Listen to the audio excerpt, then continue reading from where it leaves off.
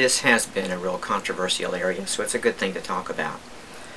I was a member of the U.S. Preventive Services Task Force during the time that we worked on the breast cancer recommendation, and was one of the leaders in trying to help develop the recommendation about mammograms. In November 2009, the U.S. Preventive Services Task Force recommended that doctors not routinely and automatically do mammograms on women in their 40s, but that they discuss the ways that mammograms can help women and the ways that they can hurt women, and then help the women to make their own decisions about that. And as long as the women understand the ways that it can help them and the ways that it can hurt them, then it's okay for them to make that decision. What the task force did not do was to say that women in their 40s should not get mammograms.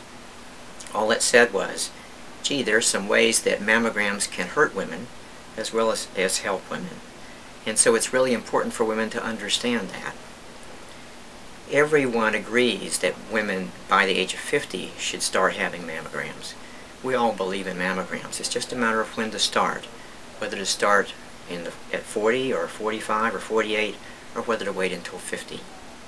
The U.S. Preventive Services Task Force is a group of about 16 experts in prevention from across the country. Most of them are practicing doctors. Some of them, like me, work in medical schools. Some work in health departments or for health plans. All of them are experts at understanding and putting together complicated amounts of evidence. By this we mean medical studies. There are literally thousands of medical studies published each year. It's really impossible for doctors or patients to be able to keep track of all of that or to understand really what they mean. The task force is a group of people who are experts at trying to do that. And so it works really hard to try to put together all the evidence and try to help people understand, so that then doctors and patients can have the best evidence, the best understanding of medical studies to make decisions on. It's important to realize that the task force is different from some other groups that make recommendations.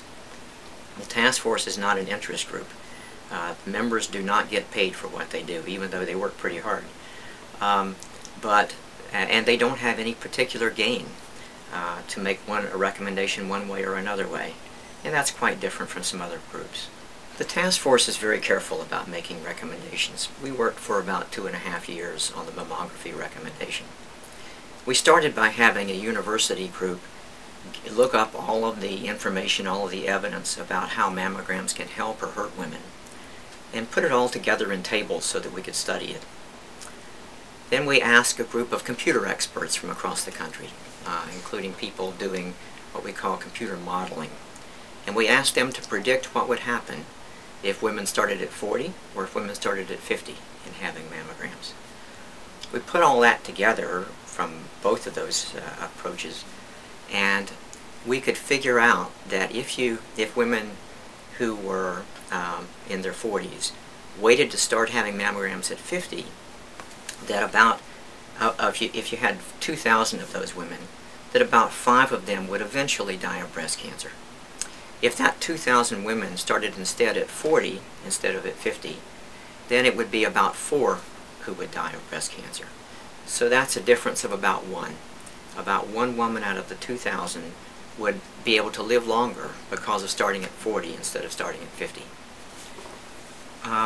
Some people might ask, why doesn't mammograms help the other 4? Because there are 4 women even starting at 40 who are still going to die of breast cancer. And that's a really good question. And the reason is that not all breast cancers are the same. Some grow really fast, and mammograms really aren't very good at finding those. It would be great if mammograms could find them and stop them ahead of time, but mammograms can't find all those really fast-growing cancers.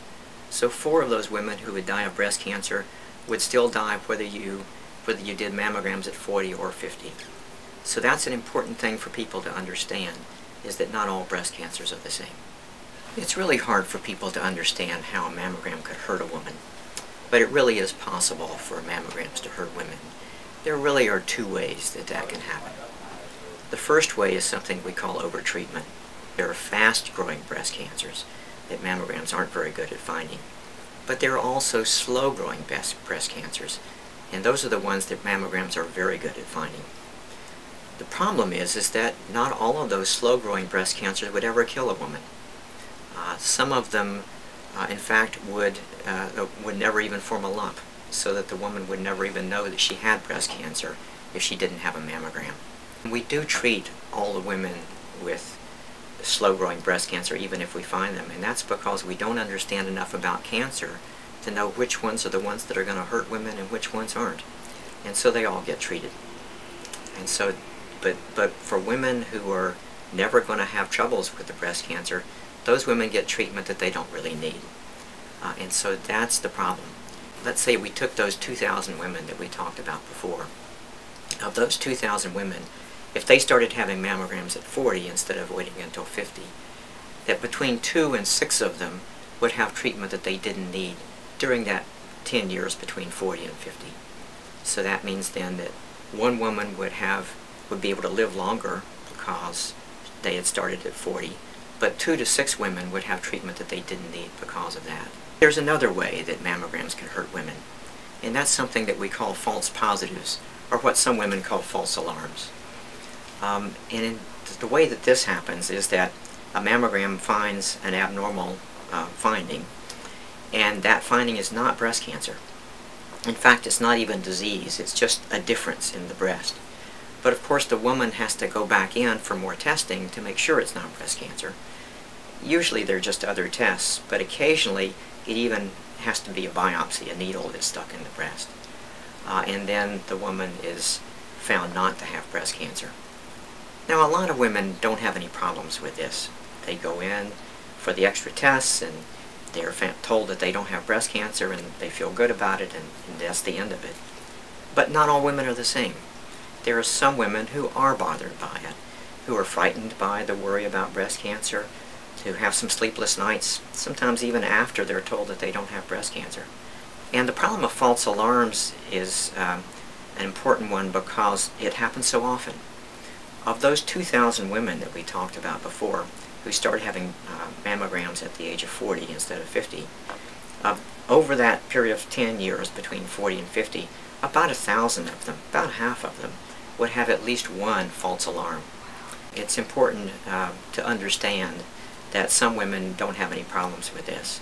But because not all women are the same, and some women are bothered by it, the task force didn't think it was right to just ignore that. I think, and the U.S. Preventive Services Task Force thinks, that all women should talk to their doctors about when to start mammograms, whether to start at 40 or 45, 48, 50.